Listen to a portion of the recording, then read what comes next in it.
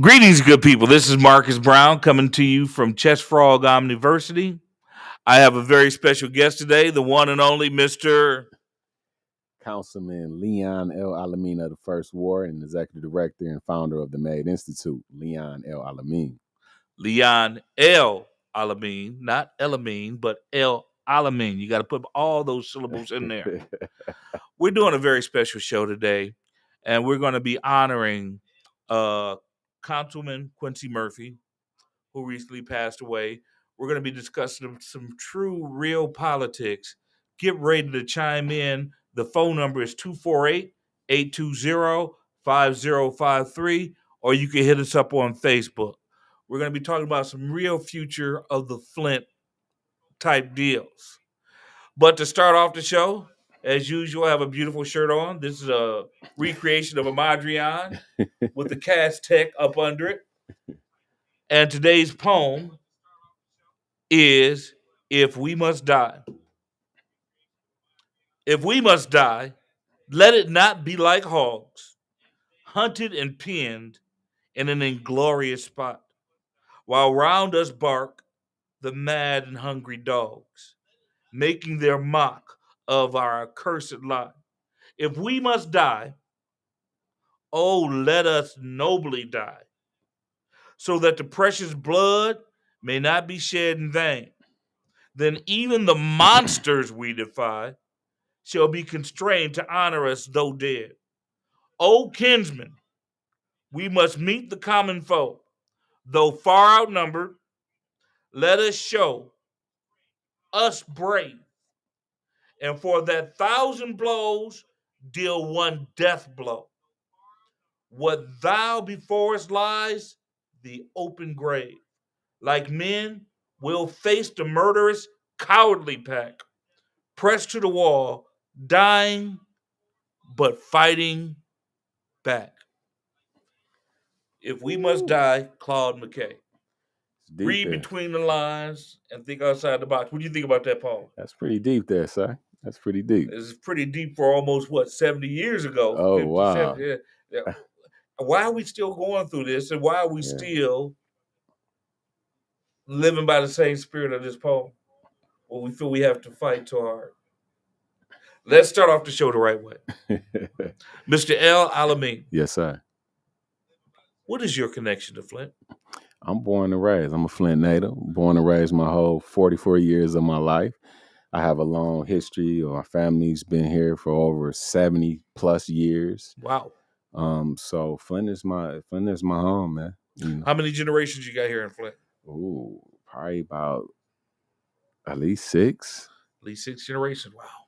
Yeah, at least 6. My family came to Detroit back in the 1910s, around World War I time, because they was wearing the uniform the wrong way. Oh, wow. In the wrong place, down south.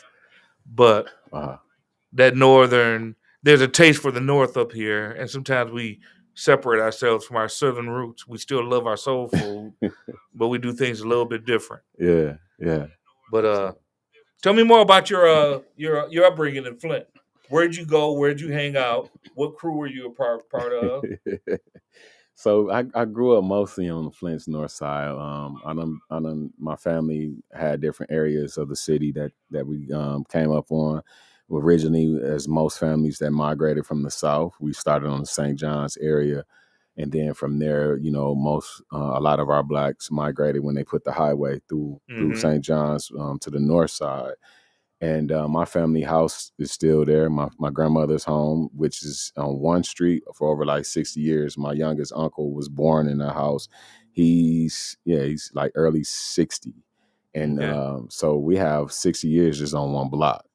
And that's over on Mott Street. And then prior to that, we moved around in different areas and so forth.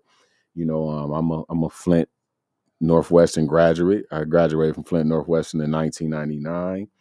And I'm just someone, man, who loves this city, is passionate about it. I have seen the good, the bad, the ugly. When you were young, what was the hangout?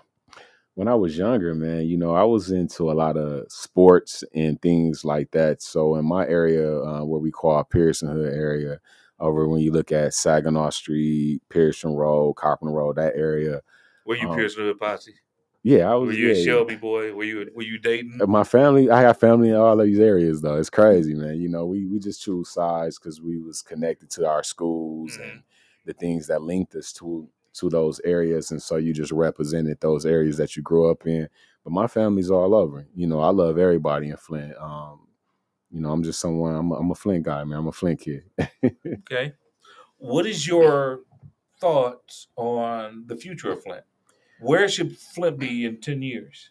I think Flint's going to be a thriving metropolitan city all over again, as it once was in the early '80s when GM was really thriving, and we had some great things going on. It was a lot of opportunities for employment and places to raise a place to raise your family and your kids. I see us headed in that direction again. There's some great things taking place. There's some areas that still need to be addressed that seriously hasn't been addressed that needs to be addressed, and I think eventually those things will. What industry do you see helping lead this transformation, this metamorphosis? What I'm hoping, and I'm starting to see signs of it, is going to be a diverse. I'm gonna start. My background is in business and entrepreneurship, so I'm gonna start from an economic perspective. Okay. Having a diverse economy. GM was the Not main. relying on just one mom, Absolutely. one tit to feed you, so to Absolutely. speak. We have the history to know the end results of that. If one entity is dominating an area and they decide to pull out, then you have a vacuum that needs to be filled. And we're still trying to fill that vacuum here in Flint. And so having a diverse economy where you have tech jobs, where you have the battery stuff, the environmental friendly stuff, where you have manufacturing Service jobs, industry, service manufacturing. industries, all these things, I think when you have a combination, it makes your community stronger. So when industries leave, it just doesn't crumble and you're starting all over again. I'm gonna tell you like this. I'm fairly new to Flint, but what impressed me is there are certain infrastructural components here in Flint. Whether you talk about the museums, the libraries, the Mm-hmm. hospitals, or all the colleges here, Mott, Kettering, U of M, MSU Absolutely. Extension, etc. Mm-hmm. There's a great infrastructure here that needs to be built upon. You have the startings of stadiums and the potential for a sports team here. Yeah. There's a potential, maybe not this year or next year, Mm-hmm. but maybe the next 5 years. What I hope for Flint, Mm-hmm. because the Olympics are made to help cities grow also. They're supposed to not just go to Chicago, New York, and all the big Tokyo, big cities. Mm-hmm. They're supposed to also help cities like Flint that are in distress and might need the help. I see the potential for Flint to probably get the Olympics by 36. Mm-hmm. Maybe I'm being optimistic. But if we make this into an international city, Mm-hmm. put in bike lanes, put in free internet, just like other cities do. I believe Seattle and San Francisco both have Yeah. free internet. You got places in Texas that are becoming cities of the future with Yeah. travel and bike lanes and all this other stuff. We need to start looking at making those type of changes. Absolutely. Do you see that as being potential, or am I pipe dreaming over here? No, actually, I think you're on to something. I don't know so much about the Olympic side, but that's potentially can be down the road. But again, you're absolutely right. We do have great infrastructure here. When you look at geographically how we're positioned in Michigan, you Mm-hmm. can kind of get to anywhere that you're trying to go from north, south, east, west from many roads and lanes and You can get to expressways. Canada. Yeah, and expressways from Flint. So we have awesome infrastructure, as you mentioned. So yeah, I see great potential. Okay. Well, let's start talking about some contemporary stuff here. Hmm. You took over for the late great, the voice, the one, the deep voice. You Yeah. took over for Mr. Mays, Yes, sir. Honorable Mr. Mays. How is it trying to fill those shoes? Well, respectfully, I'm not trying to fill his shoes. I have my own pair of shoes that I walk in. I was Mm-hmm. doing work prior to even being in this position, and my resume speaks for itself. Okay. Why Mr. Mays was in this seat, I was still doing this work respectfully. Mm-hmm. But I do I hear you, respect. brother. Be bold with it. No, definitely, Go no, for definitely. it. I'm You got saying to this do your own respect. thing. Yeah, saying this respectfully. I'm not trying to wear nobody else's shoes, step in their shoes. I think sometimes when we do that, we put ourselves in a position to where we can set ourselves up for quick failure when you don't You live up to handcuff certain. yourself to a degree also, and Yeah, you don't get your own ideals, and if you're trying to follow someone else's agenda. absolutely. I can So appreciate that. I I walk in my own shoes, but I can respect one thing I do say that we do have in common is our passion for the people. We love our people and where we come from. Mm-hmm. And that's no denying that. And I definitely respect Mr. Mays on the fact that he loved his people and where he came from. And I think we're similar in that. Now, our strategies of how we go about and our leadership is different. But and that's cool, and I think it's good to be different. There's no certain way to always do certain things or go about doing certain things. I think you have to be versatile, especially when you're in the political arena. 2 questions for you. What have you found to be the most challenging, and what have you found to be the most rewarding since you stepped into this position? It's a great question. I think that probably the most challenging is there's a lot of misinformation that's been put out to my residents in the first ward Mm-hmm. about certain things, whether it's from Harper dollars or how certain things are supposed to operate and go. Unfortunately, I find myself having to correct a lot of things that's just not true. And when you present proof and bring paperwork and you show residents, then it opens their eyes. And a lot of residents has come to me and said, wow, we were told one thing, or we've been going about doing certain things a certain way under previous leadership or ways of doing things. And this is just not the case anymore. It may have been okay at one point in time. I think some of that's intentional. Yeah. To keep people fooled or Absolutely. misunderstanding. I just happen to be a resident of the First Ward. Thank you for your service to the First Ward, sir. And my perspective, and I've only lived in Flint for a few years, about 8 years altogether. Okay. My perspective is that it feels like the north side gets ignored. It has or been neglected. Forgotten. It has been forgotten. And I did a news article, a news interview, and they called it the Forgotten Ward. And that's true because when you go through the first ward, there's certain areas in our first ward that has been so disinvested and overran with crime, blight, you name it. You will feel like you have been forgotten. But I also understand too, a part of that, and whether we want to say that or not, we have to accept that part of that is also the leadership that's been there, as well as the outside entities. I think it goes both ways. And when we accept that and deal with it from that perspective, I think we'll be able to grow and move past it and accomplish things that'll benefit our war a little better when we have an open mind to both sides. Well, I'm just going to say this. When I first got here, I was doing research on Devil's Lake, or quote unquote, Flint Park Lake. And there's a document out there, an MSU document, written by an independent source that talks about the neglect and the feelings on the north side about things that are happening or not happening, and how there might be a bigger agenda to gentrify or take over parts of the north side. Do you think do you think that that's a conspiracy, or do you think it's really happening, or do you think that there's a push to push the long-term residents out and replace them? Well, absolutely. I think that most urban communities, whether it's Detroit, Flint, Ben Harbor, and other places, the same blueprint has been put in place as far as a gentrification strategy. Gentrification don't necessarily have to be bad if the residents who are from those neighborhoods and communities have a voice and say in the rebuilding of those communities. I would say that it might be important to put a grandfather clause in. Yeah, definitely. I mean, you definitely got to have policies to protect certain things. Because if you've been living inside of a neighborhood and the tax has been X amount, and all of a sudden they put a Starbucks in or all this other stuff in there, and white folks move in, and your taxes shoot up, you get pushed out.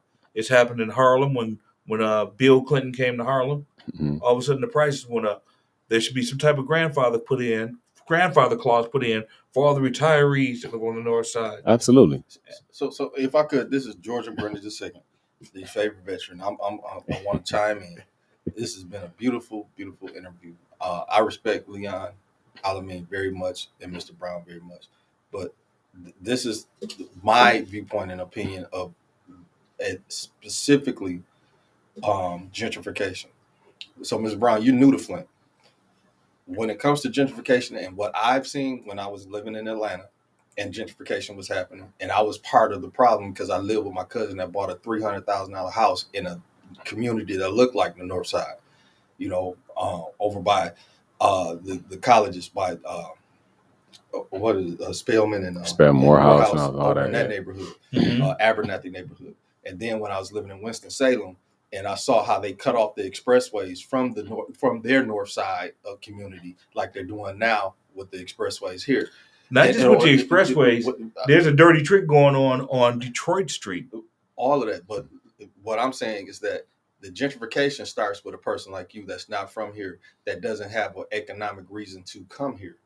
And then it creates a comfort for other people to come. And then the white flight, those that left in the 70s and 80s, the white folks that are coming back, that creates a different direction and different opportunities for funding and money. And then when you have a county like Genesee County that does not allow at least 60% of the work that's done in the county to be done by the people that live in the county, but you get larger corporations and contracting companies outside of the county to get the bigger spread of the money for whatever reason. I'm glad you said that, George. You hit a good point, and I just want to chime in. That's actually why right now myself, Councilwoman Liddell Lewis, Councilwoman Candace Mushat, we were having a conversation about a community benefit package.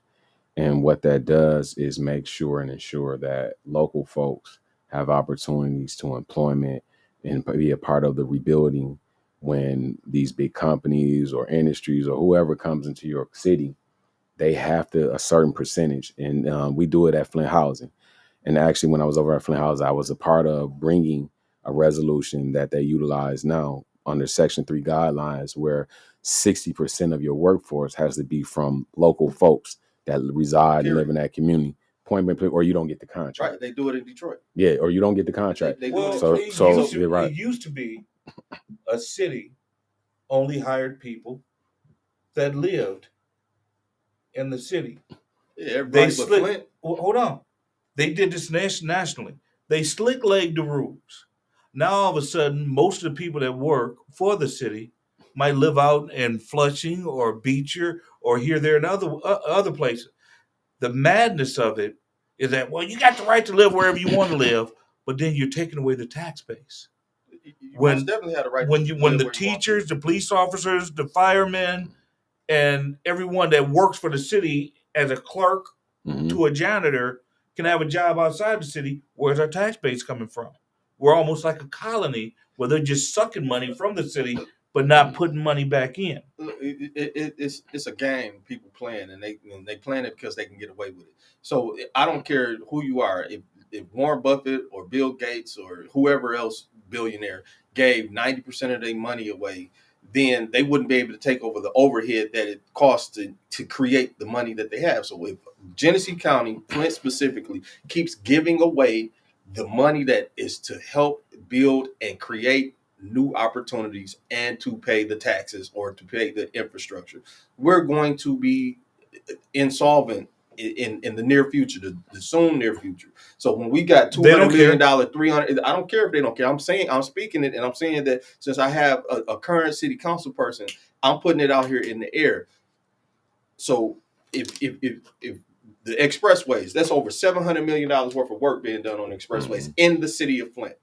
We got about $2 billion that has been invested in the city of Flint with all these new apartment complexes, the hotels, the library, and all these things, these infrastructure and community so-called projects that have gone on. And none of the Flint community particularly have been affected by these projects. It's all for new people to come and take over. And I'm glad you're saying that. So this is going to be my challenge to my fellow council colleagues as long as I'm in this position. There's an ordinance right now. We brought it up prior to this was maybe a month or so ago, and it got pushed back because other council people that had time to fully review it. We have a community benefit package that addresses all of that. There's no more coming into our city, buying up, getting all the big $1 million contracts, bringing people from the outside, bringing people from different countries, all these things, and not specifically outreaching to local folks. That's what this community benefit. It's very in depth and goes very in detail, and we utilize information that came from Detroit, how they do their community benefit package, some things that we put over at the Flint Housing Commission to address this issue. It's a very unique. The attorney did his thing, and I'm hoping, and I'm glad you're saying that, because you're absolutely right. So to change that, let's make sure we get a 9 council people voting in support of this, not because of who bringing it, but because it benefits the city as a whole. Let me challenge you here, Councilman. The land bank. Mm-hmm. I've heard horror stories about people trying to acquire land bank houses and not being able to get them. I've heard horror stories about the land bank selling to foreign interests and non-city interests and doing a lot of different things that I've had personal experiences bundling up with the land bank. There needs to be, I don't know if it needs to be restructured, if we need to do like Grand Rapids and get rid of the land bank, because it seems like the buddy system is in full effect at the land bank, and it's not helping people like us. There's a couple of dirty rules they just created. I don't know if you know about this. It used to be you could buy the side lot to your house, but now the city requires you to get a survey that costs almost $1,000 to rename that property, redescribe that property, to redraw that property. Oh, yeah. Okay. People don't know about that. And when you go to buy that property next door to you and you want to amalgamate it so you can cut it down on taxes, you're looking at $1,000 bill. Guess what you say? Forget that side property. Let it stay long and woolly. How do we address now? How do we address corruption, Brian, how new is this and unfairness about this $1,000 bill? Where and when did you get this? Well, you can call different survey companies and ask them how much they will charge. No, I'm saying, when did you read that the land bank? I experienced it. I bought property from the land bank, and I tried to amalgamate my property. So this is not hearsay. This is true. Stacy Kaka, the city assessor, did something. Kake, it's Kaake. I don't know how you pronounce it, because apologies to her. Well, I'm not offering no apologies, because she did some real dirty stuff. As in not allowing me, a new resident who's bringing money, spending money, hiring people. I can't get a, what do you call it? I can't get a farmstead. I can't get a homestead. I tried to meet with her to try and discuss this. She canceled the meeting, and I can't even do anything about it. And then they didn't file my paperwork for amalgamating the property. I had to go out, pay an extra $1,000 for this survey, and then they didn't even amalgamate it. So I'm sitting there with a tax bill that I don't even know about because they didn't bring my properties together. This is not about me. Yeah, this is the first time I heard that. This is something I would definitely like to dig in a little more into, if you can provide that information. I will provide you with the information. Before we get real deep into the modern politics, I wanted to hit one topic particularly. You just went through an experience where Councilman Mays passed away suddenly, unexpectedly. Rest in peace. Condolences to the family. And you had to go through a process where you were first nominated as the interim and put in place as the interim, and then had to be elected. Can you tell us, with the passing of Councilman Murphy, what the procedure is for those people out there that don't know what it is, and what your thoughts are on that right there? Well, it would be the same process, because we have to follow our charter. Right. So the same process of appointing someone who, and going through the interviewing process of those who may want to be in that position is going to take the same. It's going to be the same procedures as when I was put on. Does the city have candidates or people that they are interested in putting there so far? Yeah, to my knowledge, there is about, I want to say, about 4 candidates that have reached out, that were campaigning. I don't want to put you on the spot. Do you know their names or? I don't know. I don't want to mess nobody's name up, but Okay. to my knowledge, it's about 4 let's people. go back. So you said it's based on the city charter. Yes, sir. So to my to how I to how it came across me and how I understand it, you were chosen by the mayor. No, that is I was selected by council people, and the mayor has to sign off on it. So I was chosen by He has a 5 council veto people. ability. Yeah, I had to get picked by 5 council people. The same process is going to take So place. council people picked you, and Yeah. the mayor signed off on it. Yeah, and the mayor has to sign off So on it. when people say that you was handpicked by the mayor, that's a misnomer. That's a misinformation being put out. So you're not handpicked by the You mayor. can go back and look at the tapes. The council we went rounds and rounds and rounds, and there was several other people, and they got broke down to 1 or 2 people, and then from there, and then I was selected, and then the mayor signs off. Okay. So the council picked 5 council member pick 1 person. Yep. The mayor gets to veto or say yes to him, yeah or nay. You sign off, yeah. And then you're holding the interim position. You're holding it down the fort until the election, and then the people get to redecide.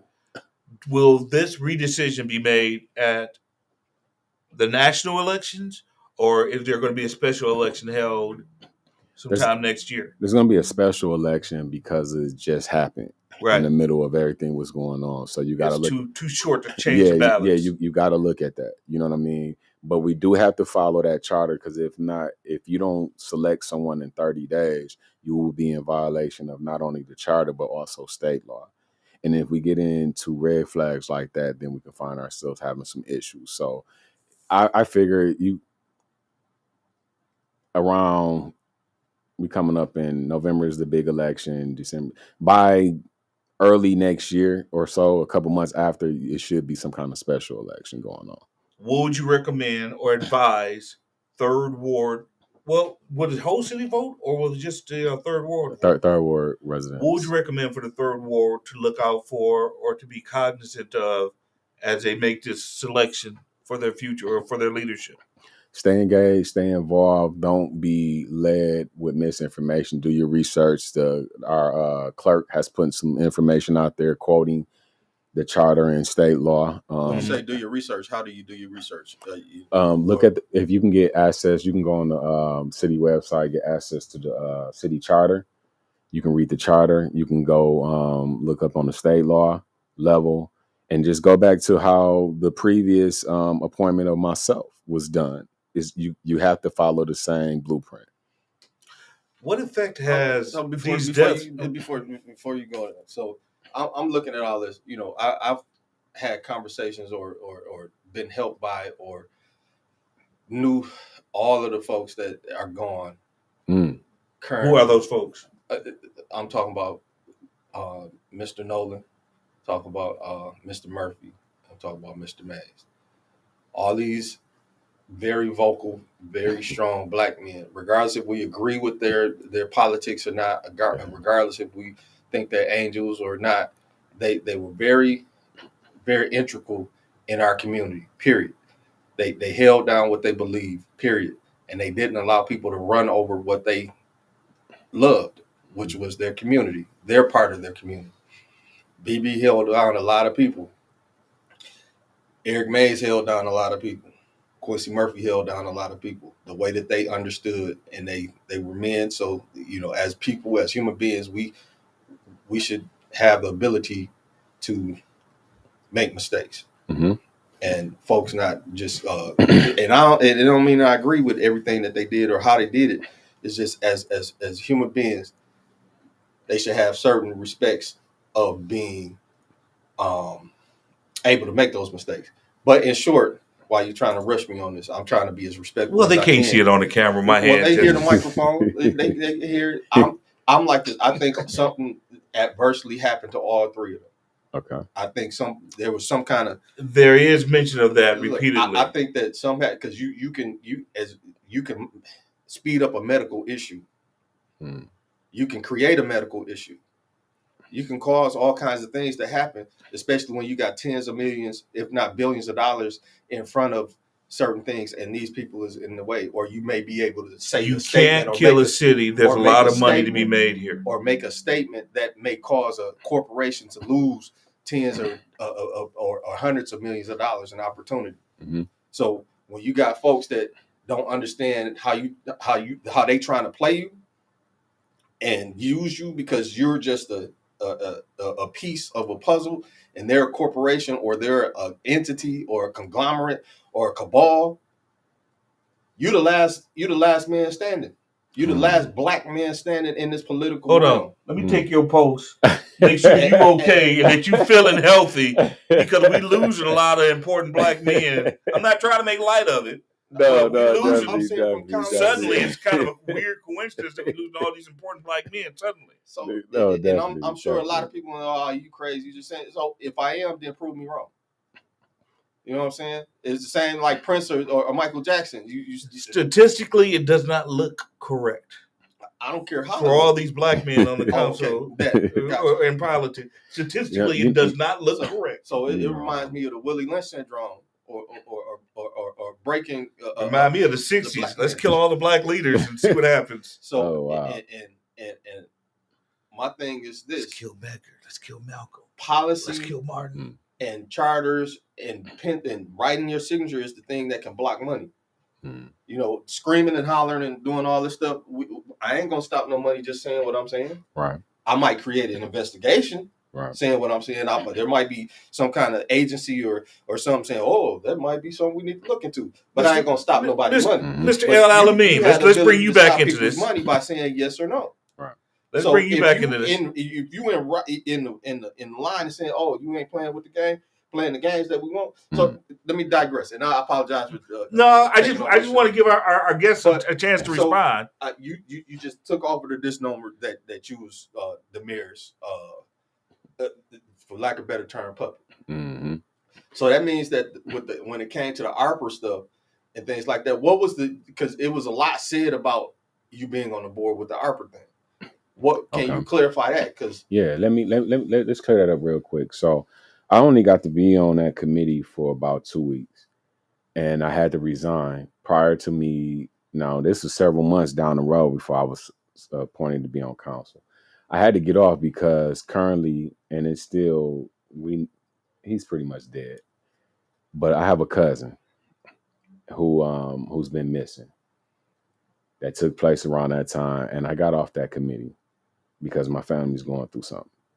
So I wasn't doing nothing. I wasn't moving in the community as I normally do because I'm handling business at home. That's the most important thing, first and foremost, is my family. So I got off of that committee. And anybody can go backdate it, check it. I only sat on that committee maybe twice. I didn't get to when whatever decisions was being made. But even within that, after I got off the committee, it was only recommendations.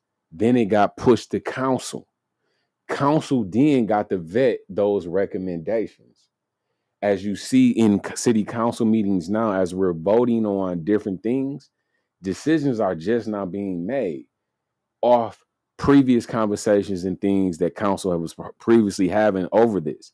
So I'm coming into the middle of a lot of different things that was already taking place.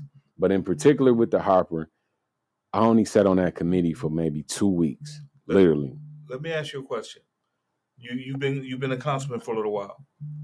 Is there something, and I don't want to use the word fear to mean that you're cowardly, is there something that you're concerned about or that you worry about now that you're a councilman that you didn't previously see the same way before? Well, I'm a spiritual person, so the only person I fear is God. Right. So it's nothing. I grew up in the streets. Mm-hmm. You know, I'm a former hustler. I've seen a lot of death and destruction in my short period of life on this earth. So it takes a lot to scare me. Well, is there something that you're concerned about or that presses on your mind? What presses me is that the division that the common folks fall into, and how, without doing real research and communicating to not one side, but both sides to get a better understanding, then making decisions based off of that concerns me. Because just because you may went to school with me, mm-hmm. or you may even be my family member, doesn't mean you right. Or just because your mouth the loudest doesn't mean you right. You can speak and bark loud all you want. That don't mean you telling the truth. And unfortunately, we have a lot of individuals who done came and done that, and people believed it and they run with it. And they know they're misleading the people. And then that misinformation, that untruth can be very detrimental to the progress or the overall people. And I'm seeing that from looking at without naming lawsuits names and things and everything. Without naming names, is there a truth or a lie that you discovered was the opposite? What epiphanies or discoveries have you made where you thought things were working one way, but then now you're part of the council, you see a totally different picture of things? Well, one thing I had to learn is that it takes 5 votes to push something through. And so you have to build relationships. And without those relationships being built, it's going to be hard for you to get anything through. Okay. But also you can't be, because you may not have certain relationships that others have, and just be so bitter to where you don't present something that could be better. Do you think there's vindictiveness inside the council? Absolutely. There's a lot of that going on. Do you think there's unprofessionalism in the council? There's a lot of that going on. That's been there, I think, but I do see some things getting better than what it is. I will say that some things are getting better compared to some of the dysfunction prior. But do we have a long way to go? Yes, absolutely. When I first arrived in the city, I noticed almost immediately that there was some unelected power here. Almost like 1930s politics, boss hog. That's any city. Well, it's any city, but when people threaten to hold up school children's money because the superintendent don't want to meet with them, that's too much power for a family to have. Well, go to Ann Arbor or go to Grand Rapids. Even if you're more discreet and polite and political with it, it's better than just straight up saying, we going to take these kids' money because you don't want to meet with us. You hold on. You just brought up something. You said something about the school money where individuals, are you pertaining to the school board members who just got caught in that lawsuit where the previous superintendent was awarded $600,000 because they put a hamper on who she can talk to and so forth? Go ahead and break No. When you said that, that's what it brought me to when you said it, because that's something that just really happened.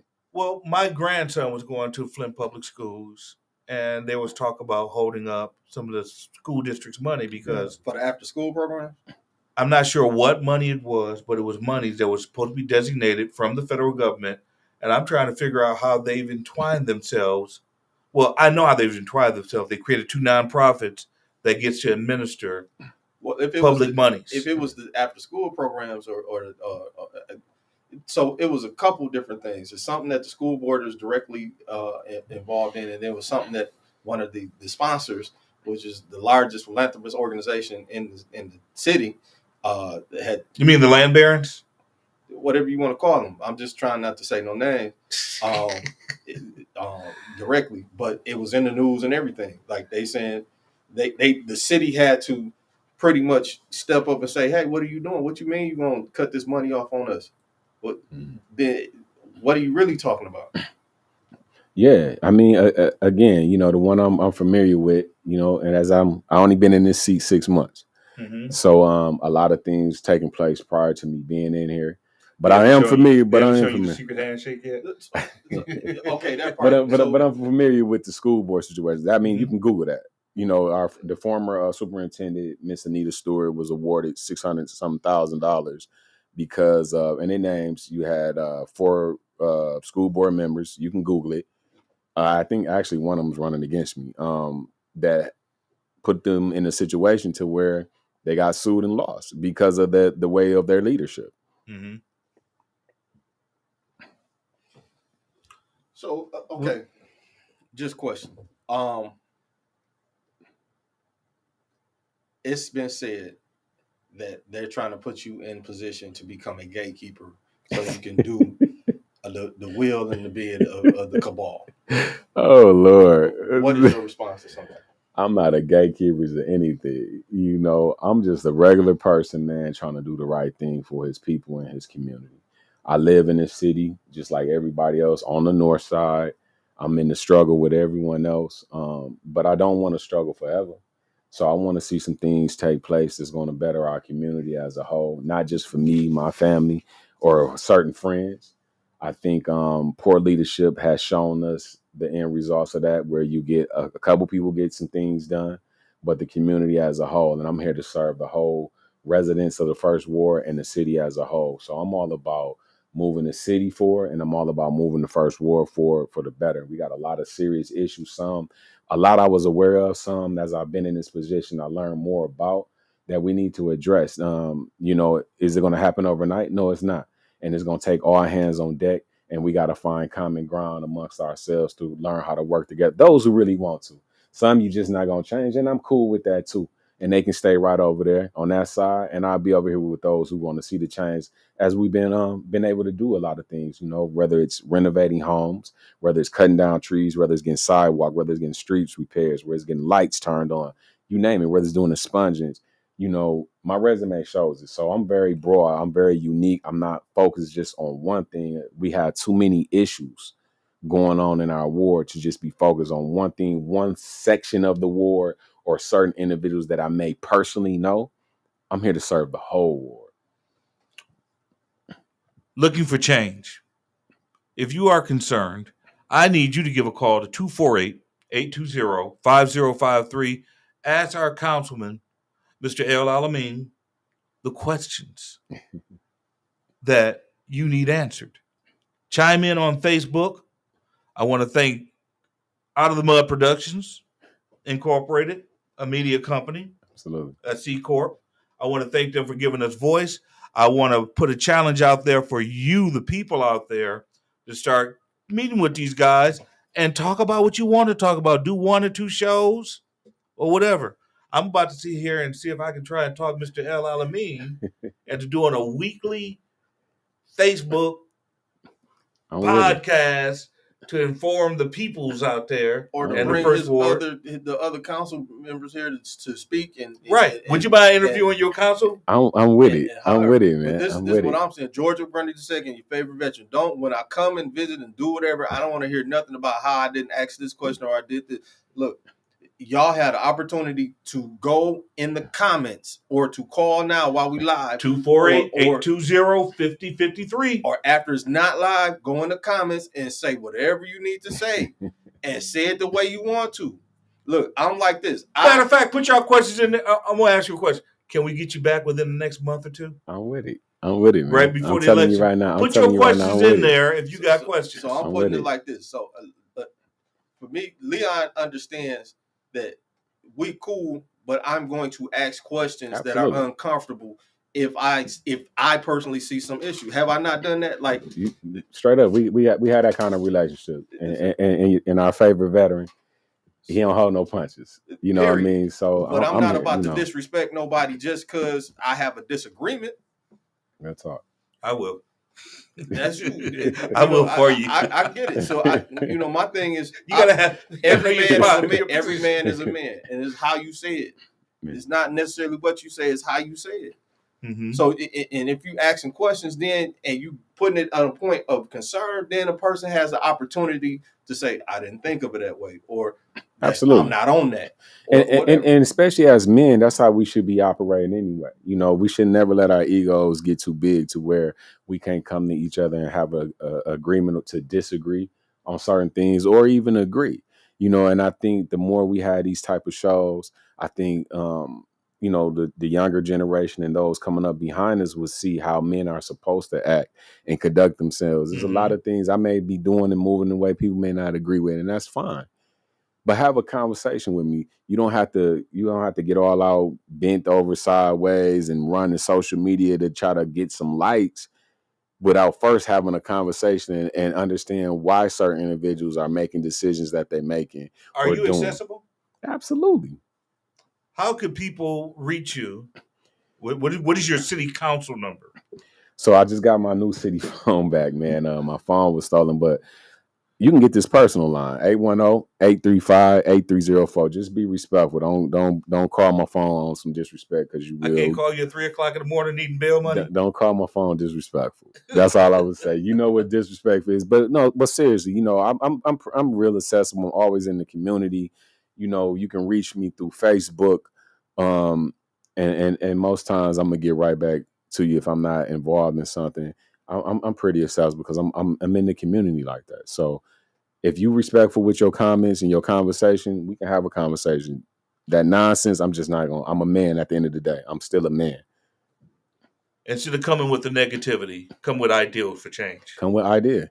A lot of people can say a lot of things, talk and talk very loud and confuse people and make people think things supposed to be a certain way.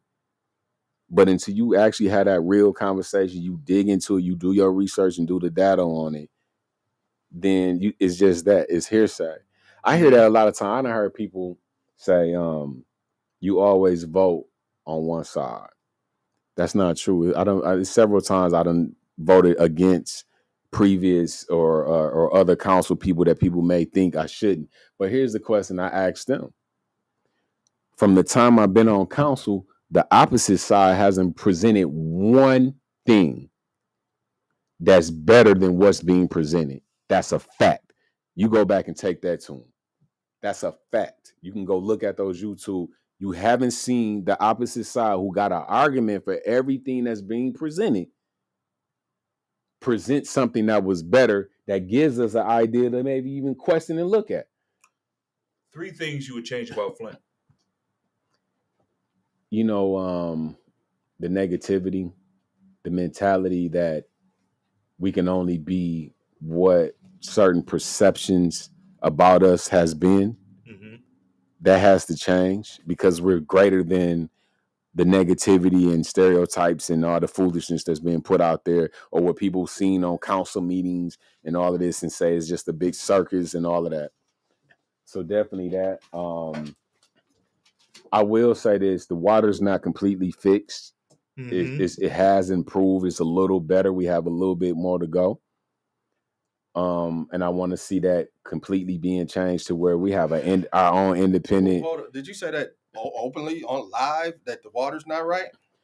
I'm gonna say again, it's not 100% there, but I will say we are a long way prior to when the water crisis has started. 10 times more toxic than toxic waste. And that's been proven with the EPA studies and ELGA and everybody who's been coming in testing the water. There has been 10 times worse than toxic waste.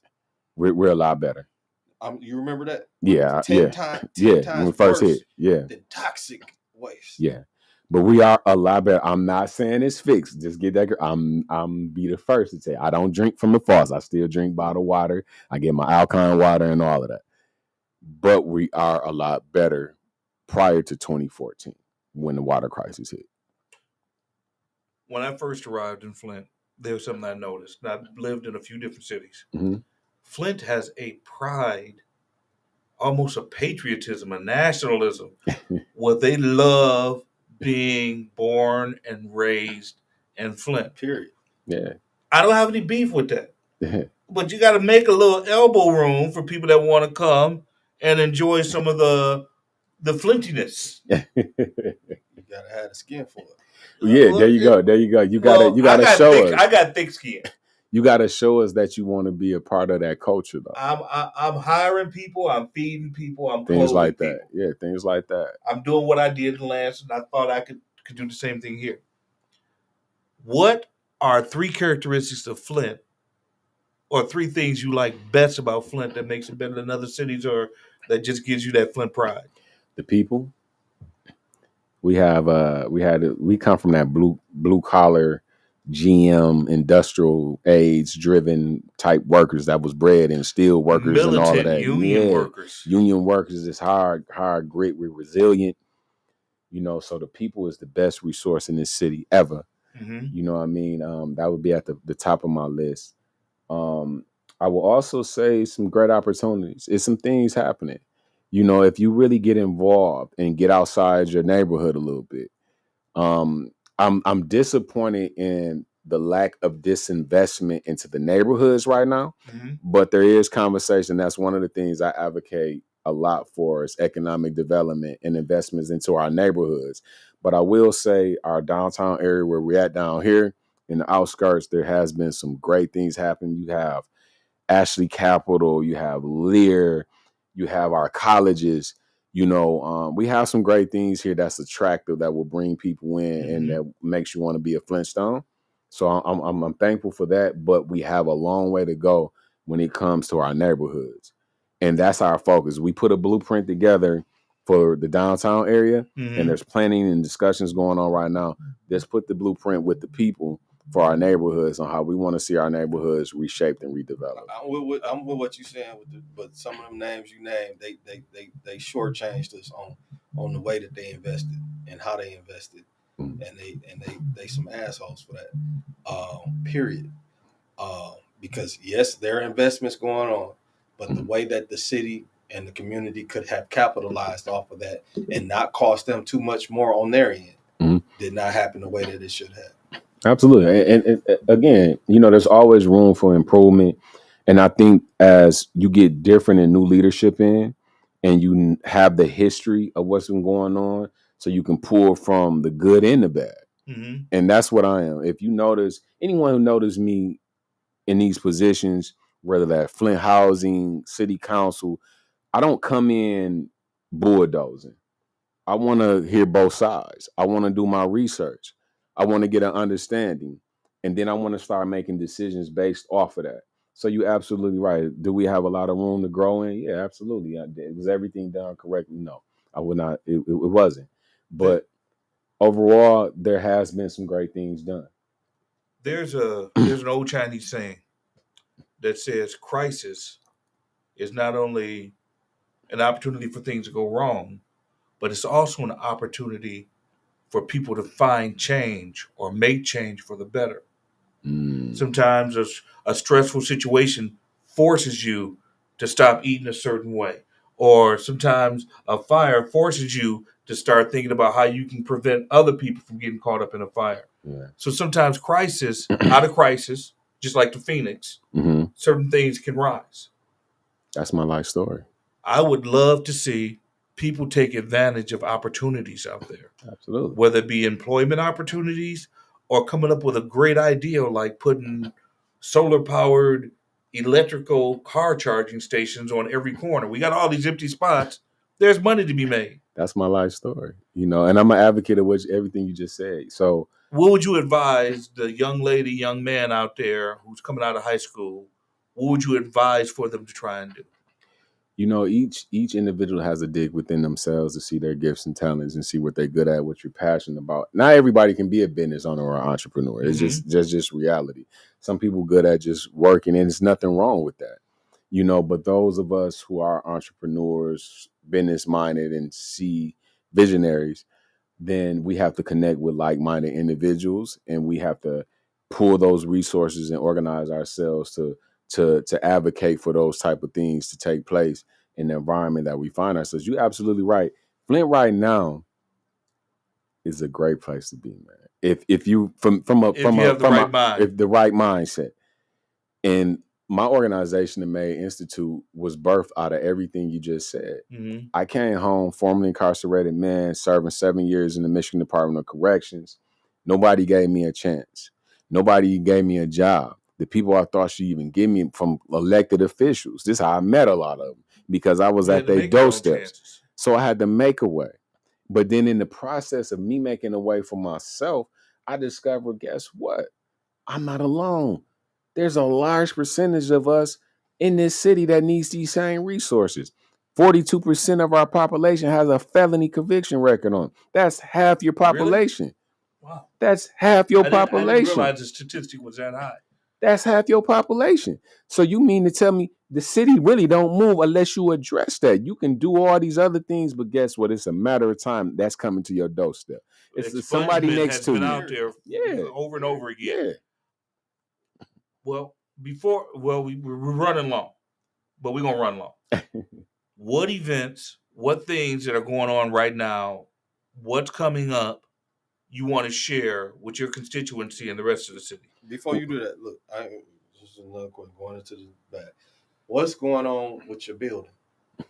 So And people threw stuff up in the air about that and that money and things and stuff like that. So tell us what's going on with the business. So our money is sitting in our account, as any nonprofit or business or somebody who knows how to run business and doing legitimate business, let that money grow in that account, grow in interest as we continue to fundraise to where we get to our mark. Now, the building is going to cost us $2.5 million to fully renovate. Which building is this and where is it? So we have the commercial building right there on Flint Park in ML King. It used to be a residential space. Multiple things it was in. We got the building a couple years ago. Community center, formerly a community center or a police mini station? It's next to the mini station. Next to the mini station. It used to be the hottest record store. Record store. Is it like a little strip mall with a parking lot in front of it? Yeah. I helped clear out part of that building. Yeah. But one of the histories of it is that record store was one of the ones that major labels used to use that to see if it came out of Flint from that record store, they would use that as the marker on whether or not somebody was going to pop or not when it came to the music. Okay. That's kind of like Music Planet. Yeah, Music Planet was a history like that. Yeah, deep place too. Yeah, history like that. So back to the building. I'm sorry. So definitely, we got a grant about 3 years ago for $300K that goes towards it. But what a lot of people don't understand about grants, when you write grants, you have to do everything you say you're going to do in writing that grant. So part of that grant was just not only do it, but you have to prove that you did. Yeah, you got to submit all this stuff to the federal government. So this is why I be laughing with these little podcasts and all that. People don't know my business. All you have to do is have a conversation. I can show you the paperwork. But for those who want to run with something because you don't know me, so the truth of the matter is this. Part of the money that's given to you, and you don't get it all at one time.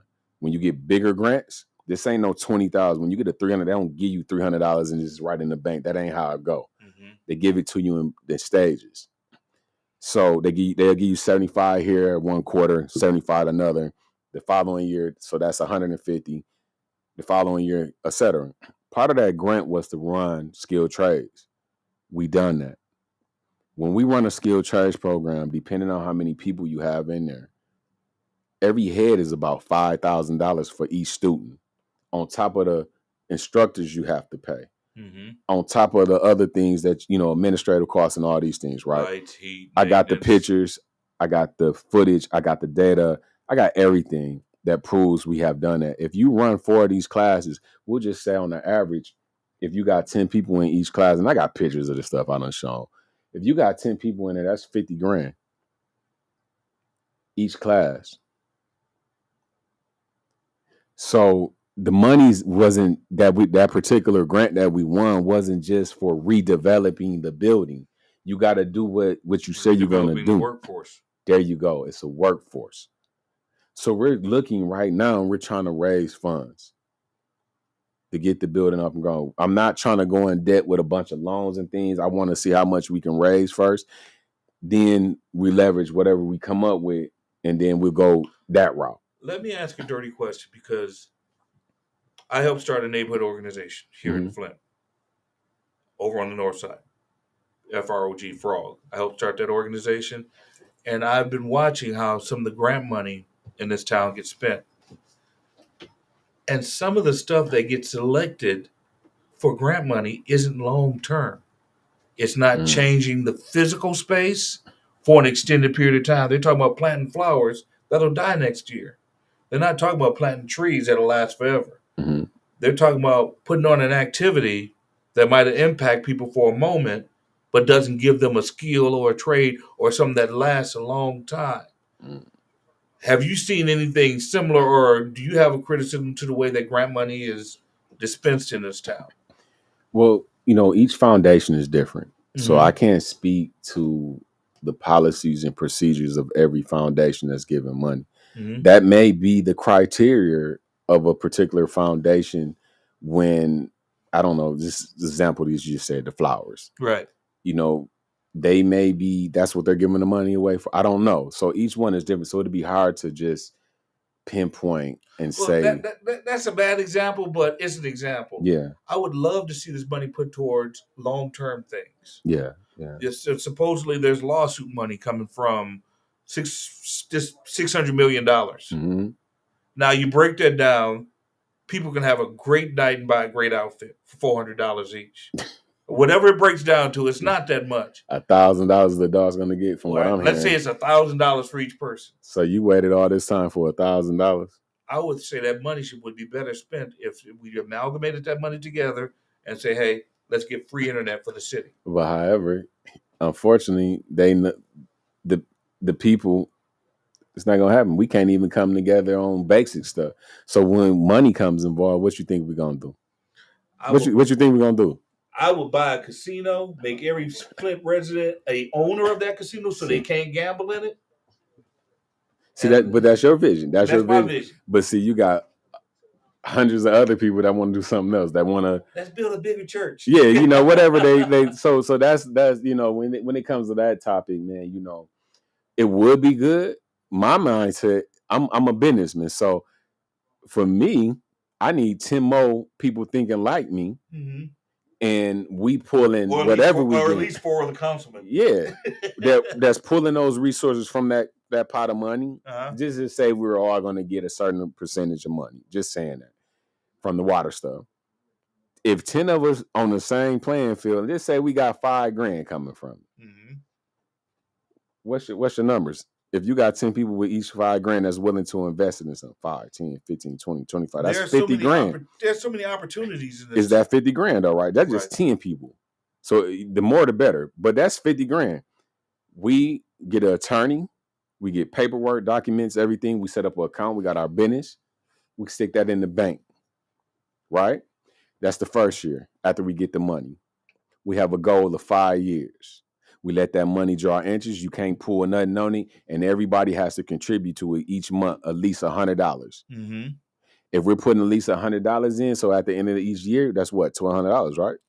Will we do that, or we start $1,200 from 10 people? Will we do that, or we start getting scared? Yeah, you're gonna get scared. But I'm just saying this is how my mind say it. Okay. I'm looking for people that think like that. So that's $1,200 from 10 people.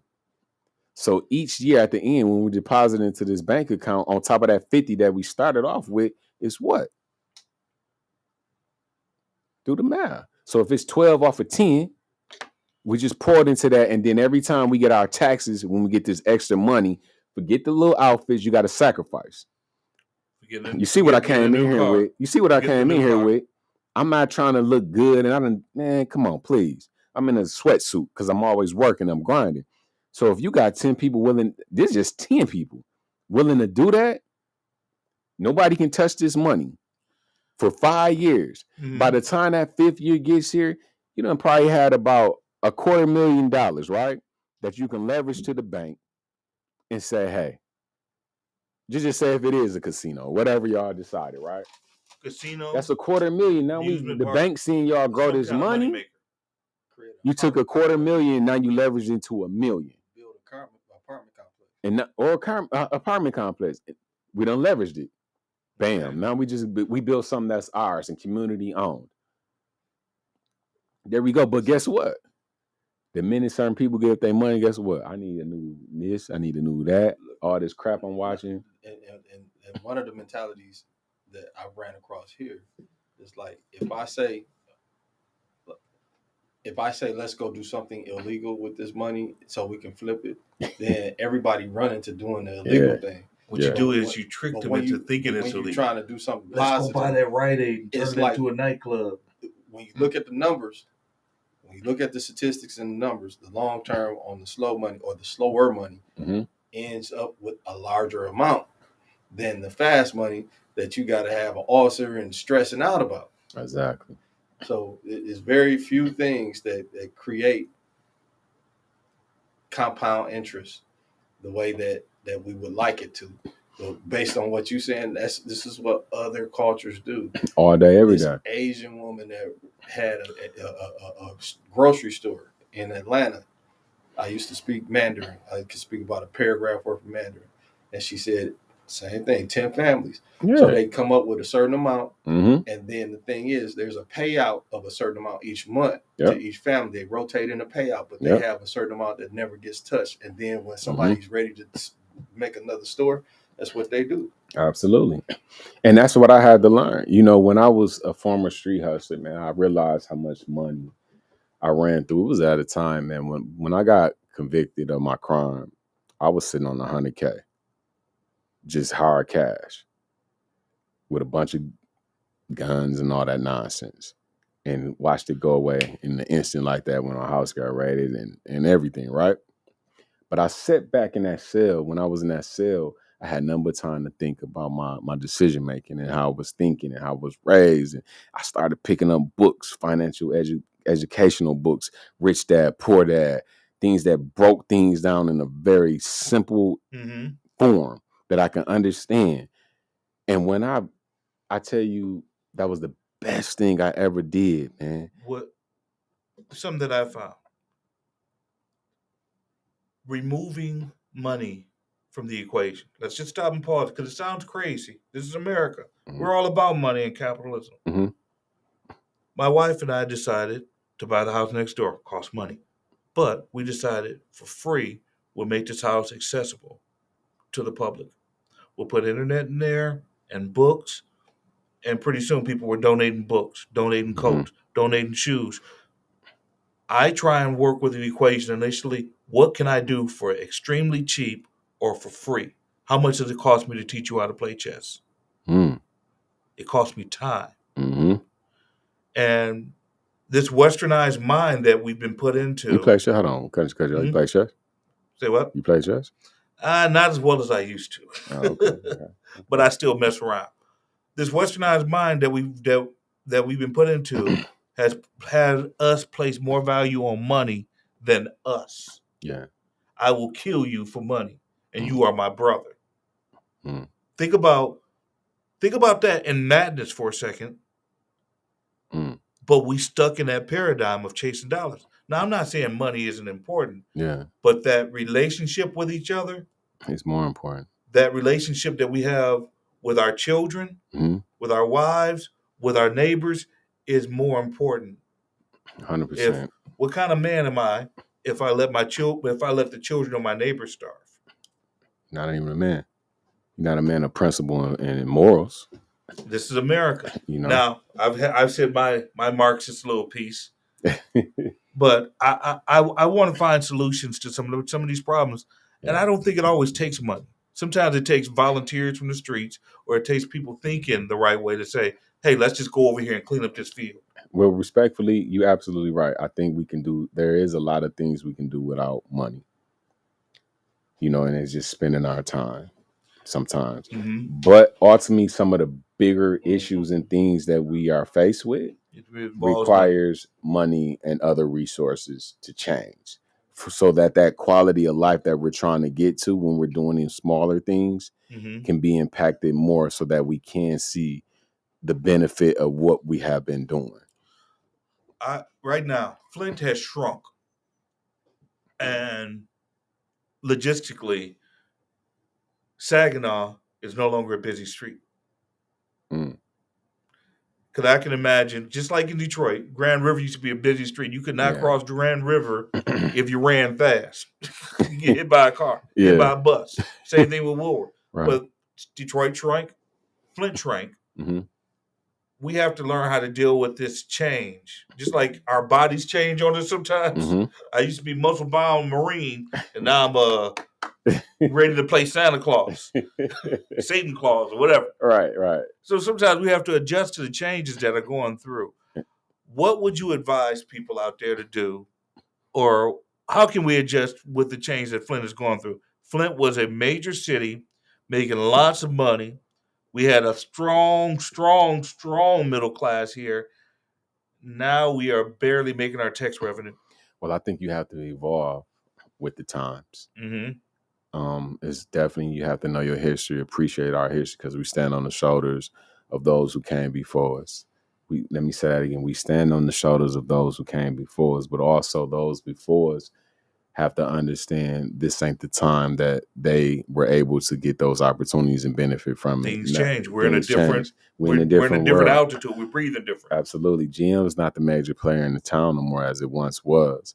And so as new industries come into our market, whether it's from the tech or the medical marijuana, whatever, these different Service service industries, universities, you have factories, to whatever. adapt to that change so you can benefit for what's in your environment, right?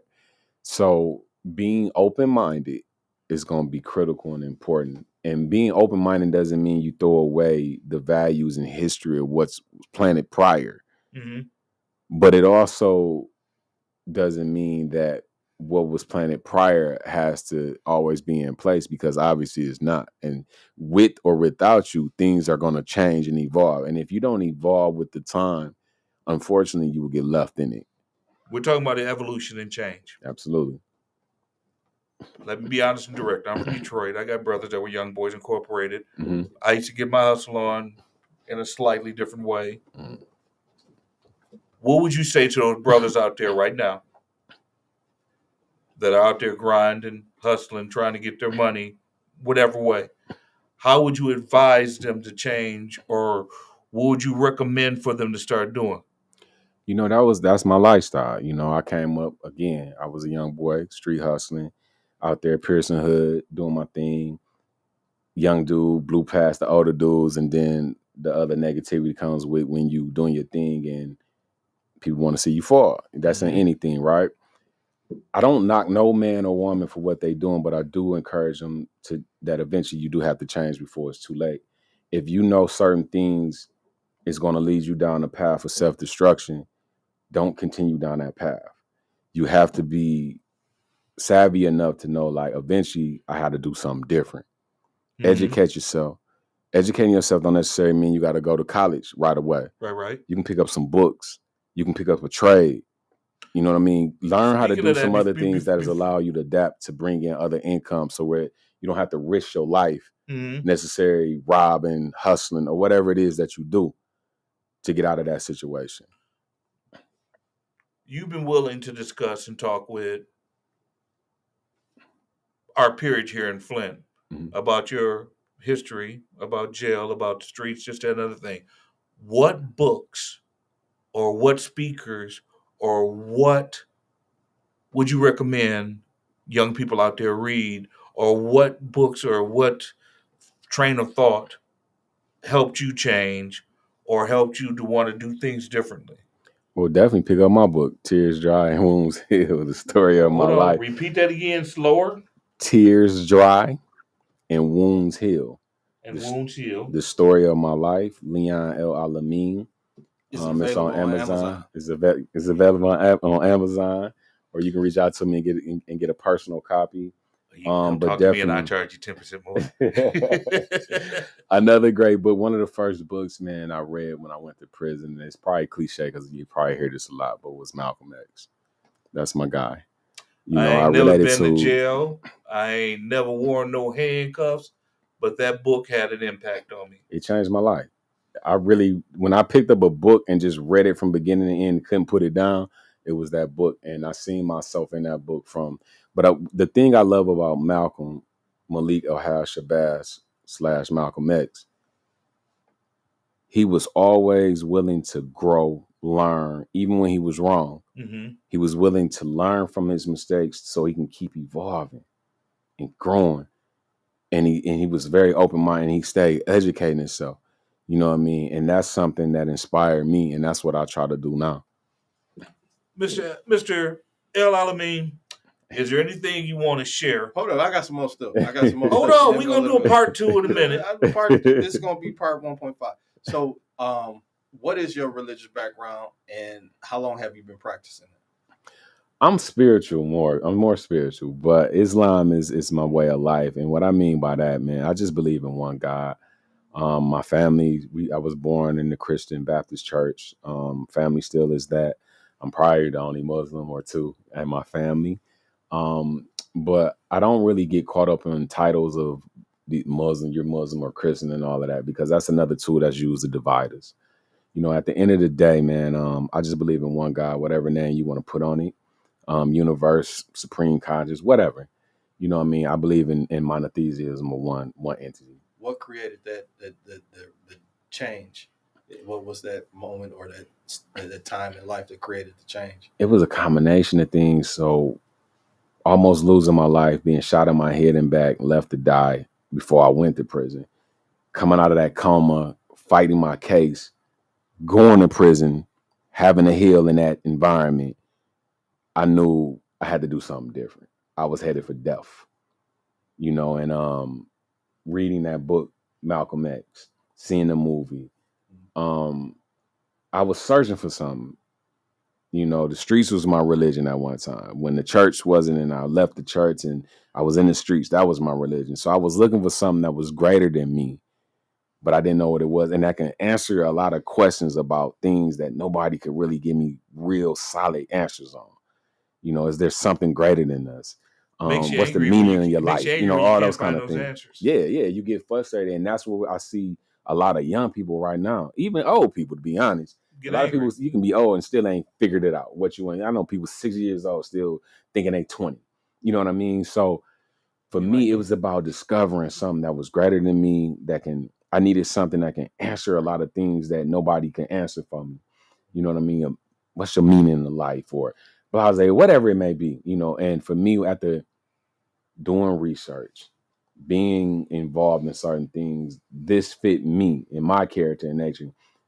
When you look at the discipline, when you really practicing, not saying I'm perfect, nobody's perfect, it's not a perfect anything, but the discipline of Islam, meaning the prayer, the fasting, the sadaqah, the zakat, what we call sadaqah, is charity or whatever, those things touch me.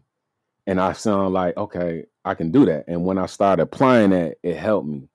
You know what I mean? And that's what gave me a discipline. That's what I follow. But to be 100%, I'm more spiritual, man. I don't get caught up in this religion stuff because that's, again, I done read too much and I done seen too much. I know where religion can be used for too, and it can be used to hurt us.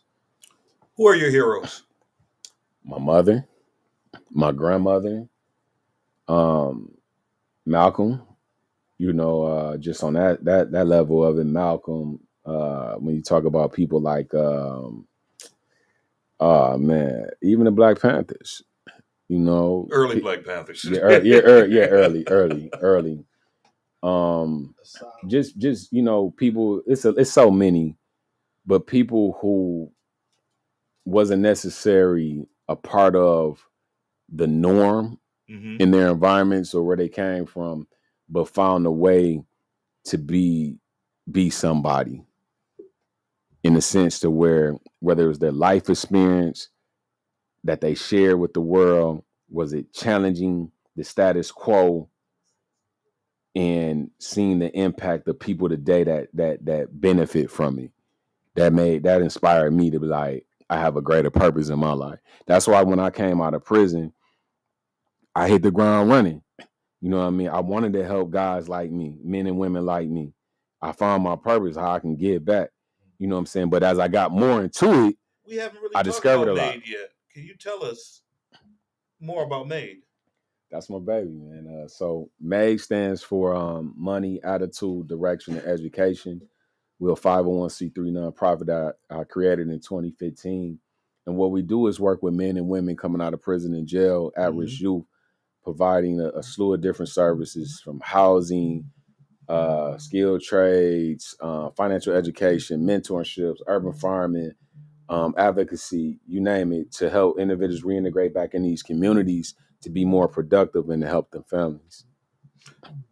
If someone has a family member that's coming out, how would they get in contact with MAID? Is there an email address or a? So there's an email. The email is, you can go to the website, www.madeinstitute.org, and it has all the information. Can we add that onto the show later? Okay. And you can get all that information on there. I apologize, I ain't got it all in front of me, man. All day I'm wearing a lot of hats now, so I got a lot running through me. But yeah, definitely. And then our office is not too far from here. We're right here on 503 Garland Street inside this People's Church, right around the corner, to be honest. Monday through Friday, usually somewhere there myself or assistant to be there from 9 to about 4. Stop in and pick up a brochure or just have a conversation. Leon El Alamin, Flintstone, entrepreneur, councilman, future. Sky's the limit. Sky's the The limit. I sky's the like that. limit. Sky's the limit. I like Definitely. that. Definitely. I don't want to cut our show short, but we need to stop at some point and restart at another point. I definitely want to invite you back. Absolutely. I definitely want to encourage you, for the sake of the city, to consider starting a show where you talk about local politics and what's going on so people can have a real view of what's going on. Sometimes you watch the news and you really don't know what's going on in the street or the truth behind the story. It would be great to have someone in your position, from your background, sharing his thoughts. Absolutely. And I think you would inspire a number of other people out there to do the same or to do better. Absolutely. I'm 100% agree. Definitely. And if that's an invitation to work with you guys here to do it, I'm all for it, man. For sure. Let me get past this campaign season. God willing, I'm successful this November 4th. Okay, so with that, why should people elect you? Because I'm passionate about the people that I'm serving. I've been here doing the work prior to having a title. So whether I'm in this position now, I'm gonna keep doing the work, but this position just allows me to amplify that work. The work is so crucial and beneficial to our community, especially the folks in the first ward and our urban community. When you talk about mass incarceration, when you talk about miseducation, when you talk about economic development, talking about environmental things, these are things I'm passionate about. These are things that I'm addressing. You talk about taking care of our disabled and our seniors, our youth. This is our future. These are the people who paved the way. These are things that I fight for. These are things I put programs in place already. These are things when you see me on the council, I'm advocating for. And this is why I believe that I'm the best choice. I know I'm the best choice to be in this position, leading from that position and carrying on the torch of those who came before me. Before we end this show, is there anything you want to share with the public? Any events coming up, anything at all, or any message that you want to send out? You said you still got family live in the first ward. Right? Absolutely. My granny, my auntie, and my uncles. So it's not just you talking, it's because you want I live the people here. that live. So you live there. I live it. You ain't no secret billionaire. No, flying in and out. No, man. So let's make this clear. Let's make this real clear. As I stated early on the show, my granny family house sits on the same street right now as one of the one few standing still there. We have over 60 years on one block. My granny stays with my auntie in the first ward. I live in the first ward. My uncles live in the first ward who are GM retirees, etc. My history is in that ward. You know what I mean? So I'm not just somebody, I don't stay out in Grand Blanc. It's not just politics. It's just not politics. It's real life. This is why I go so hard. So when you see me out there, you don't just have an RV. This is why I came in here like ward. this. Like when y'all see me on them pictures and all that stuff I'm posting, I'm out in the ward, making sure sidewalks is getting done, making sure these trees is all falling down, making sure these houses being tore down that's blighted, renovating these homes. We done finished 20 homes. Because I live there. I live there. It means something to me. We had I'm gonna go to one too. Hasselbreen, which is like the monument center of our ward that I'm so passionate about. I done had 2 events there already this year where we served damn near 100 people. Expungement fair and child support fair. You know what I mean? Because you live there. Because I live there, bro. I would love to see some of these empty schools converted into community centers. Give them to the community to do something with. Right now, well, the district is afraid that charter schools are going to come in and take some of their money away. That's been going on, though. The school, but that's been going on. Think in the long term, what can they do with the schools besides just letting them sit there and collect dust and be a potential hazard for the community? But to that, I will say this, and it kind of goes back to what you said. You have to think about evolving. Things is changing. Mm-hmm. This ain't the era when my mom and them came from the South and jumped in GM at the age of 18. And that big old plant with all that good money was right there, right? Right. All that's gone. So you got to think about how do we evolve? I'm with you. We can do some things with some of these schools that's remain and transform them. Transform You know them what I into mean? training centers, transform But them we need into senior resources to do citizens, that. We need transform them resources into. for that. I think Absolutely. the resources are out there. They have to be I directed wonder there. about the Yeah, prioritization of yeah. it. There you go. There you go. It had to be prioritized. Absolutely. But on that note, I'm going to close out this show. I'm going to close out this show with a poem. Because he lit her.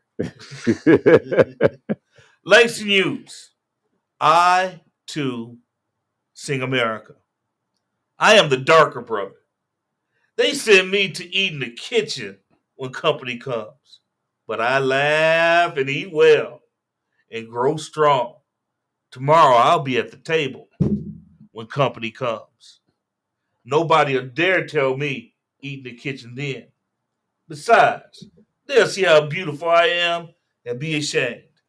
I, too, am America. Absolutely. Good folks, good people. See you next week. Same bad time, same bad channel. I want to thank our most illustrious guest, Mr. Leon El Alamin, First Ward City Councilman, founder and executive director of the MADE Institute, vice president at Flint Housing Commission. Running for office November 4th. Well, actually, absentee ballots are out. Early voting is taking place. I need your support. Keep good leadership in there. Let's continue to move our city forward. There's some great things that's taking place. Do we have a long way to go? Absolutely. But keep the leadership that's pointing us in the right direction in there, and that's what I represent. Sir, thank you again. Thank you. I appreciate you being my councilman. Absolutely. And looking out for us on the north side. Appreciate it. On that note, Mr. Grundy, you got any final questions? He kind of took over the show for a little while, so we're going to call him mutinous right now. Where you live at. Anyway. I got to go. We got third ward elections coming up and things going on there. So people keep your mind and your eyes open. Peace. Deuce.